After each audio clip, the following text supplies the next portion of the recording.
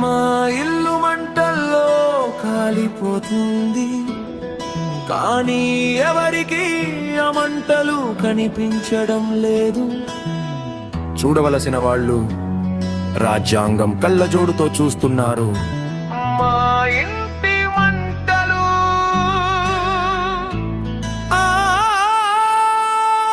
ఆర్పేది ఎవరు?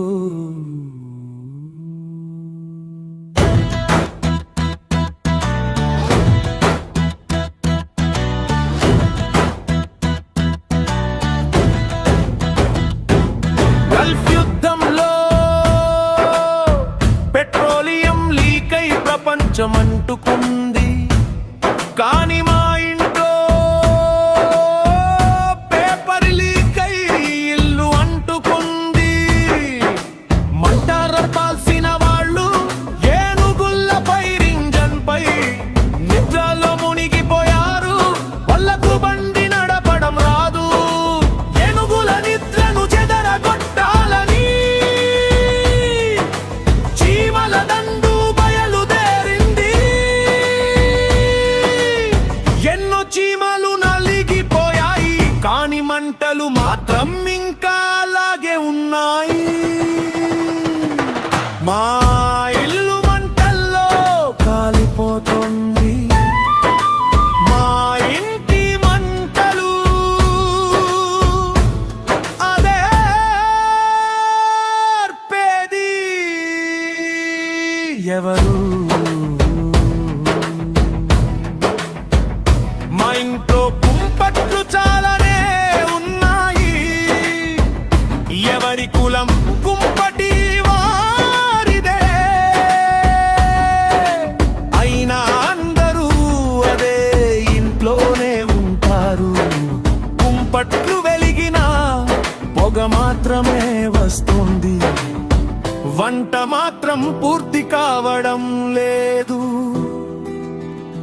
ఎందుకంటే పేదల ఆకలి ఇంకా తీరలేదు ఎవరికి. ఇల్లు అంటుకున్న మంటలు కనిపించడం లేదు. ఎందుకంటే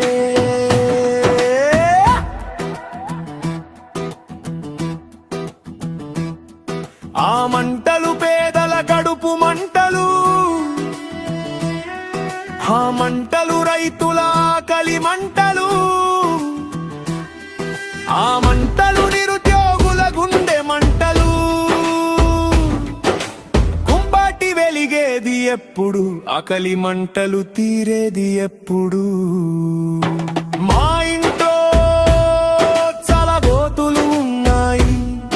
ఎవరి గొయ్యి వారిదే, ఎవరి దేవుడు వారిదే. దేవుడు కరుణించాలని గోతులు తవ్వుతున్నారు నీటి కోసమా? దేవుడి రాతి విగ్రహాల కోసమా? రోజు రోజుకి గొయ్యిలోతు పెరుగుతోంది. వాళ్ళు బయటపడేది ఎప్పుడు? మంటలు ఆర్పేది ఎప్పుడు? మా ఇంట్లోని లీడరులు అందరూ సూపర్ స్టార్లే. సినిమాలో నటించినా నటించకపోయినా, రాజకీయాల్లో నటించి అవార్డులు కొట్టిన వాళ్ళే. ఎవరి సినిమాకి వాళ్ళే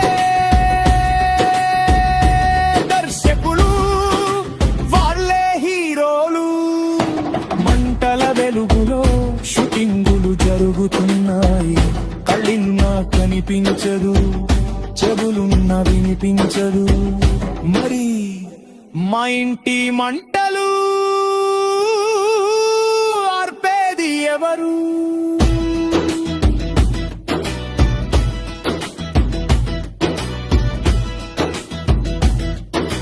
చుట్టుపక్కల ఉన్న ఇంటి వాళ్ళు చూస్తూనే ఉన్నారు. కొంతమంది ఇంటి మీద పెట్రోలు పోస్తున్నారు. ఇల్లు తొందరగా కాలిపోతే ఆ బూడిదతోనే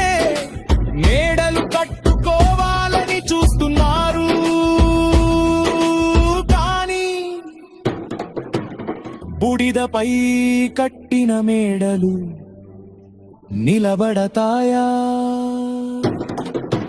మా ఇల్లు మంటల్లో కాలిపోతుంది, మాని ఎవరికే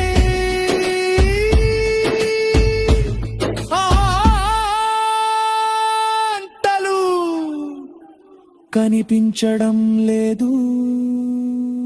మంటలు ఆర్పేది ఎవరు, ఆకలి తీర్చేది ఎవరు, ఈ ఇంటిని కాపాడేది ఎవరు?